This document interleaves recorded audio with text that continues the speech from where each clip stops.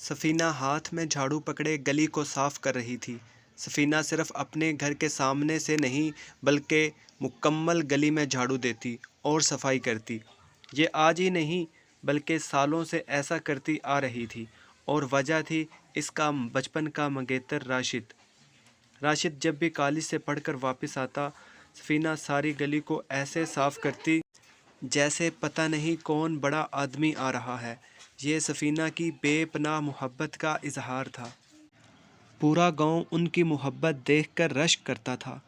क्योंकि दोनों की मंगनी हुई थी इसलिए किसी को एतराज़ नहीं था।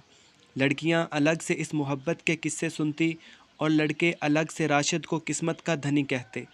फिर ऐसा हुआ कि दोनों की शादी हो गई। इतनी प्यारी जोड़ी थी, हर कोई देखने वाला हैरान रह जाता। ख़ास तौर पर सफीना का तो कोई जवाब ना था। इर्द गिर्द के साथ गांव में भी इतनी खूबसूरत कोई लड़की ना थी। शादी को 2 बरस गुजर गए। सब कुछ अच्छा चल रहा था कि एक दिन अजीब वाक़या पेश आया। राशिद बिन बताए घर आया तो अपनी महबूब बीवी को अपने नौकर के साथ गैर इखलाकी हरकत करते रंगे हाथों पकड़ लिया। अब बनता तो ये था कि वो दोनों को जान से मार देता, मगर राशिद ने ऐसा कुछ न किया।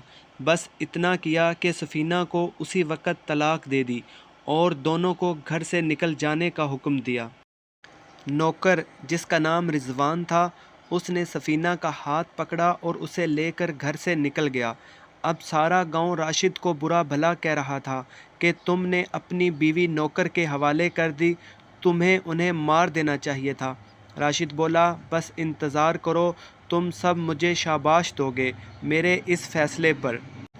ठीक 1 साल गुजरा होगा कि गांव भर में ये खबर फैल गई कि राशिद के नौकर रिजवान ने अपनी बीवी सफीना को उसके आशिक समेत मौत के घाट उतार दिया।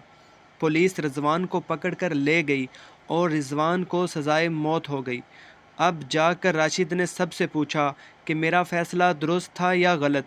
सब कहने लगे तुमने सही फ़ैसला किया था। अगर तुम ऐसा करते जैसा रिजवान ने किया है तो उसकी जगह आज तुम सज़ाए मौत की सज़ा सुन रहे होते। राशिद बोला, मुझे पता था ये होना था। सफीना गलत रास्ते पर चल निकली थी। गलत रास्ते हमेशा इंसान को बर्बाद करते हैं। सफीना वही गलती दोहरा रही थी जो उसने मेरे साथ की थी, मगर अब की बार राशिद नहीं रिजवान था और वो जज्बाती नौजवान था। उसने उन्हें मौत की नींद सुलाकर खुद भी मौत के मुंह में चला गया। राशिद ने चंद माह बाद ही दूसरी शादी कर ली थी और अब अपने 3 बच्चों समेत अच्छी ज़िंदगी गुजार रहा है। दोस्तों, गलत रास्ते और किसी को दिए गए धोखे सिर्फ़ और सिर्फ आपका नुकसान करते हैं। इसलिए कभी भी गलत रास्ते पर मत चलें और किसी की मोहब्बत और एतमाद को धोखा मत दें, वरना नुकसान उठाएंगे। और कभी कोई फ़ैसला जज्बात में आकर मत करें।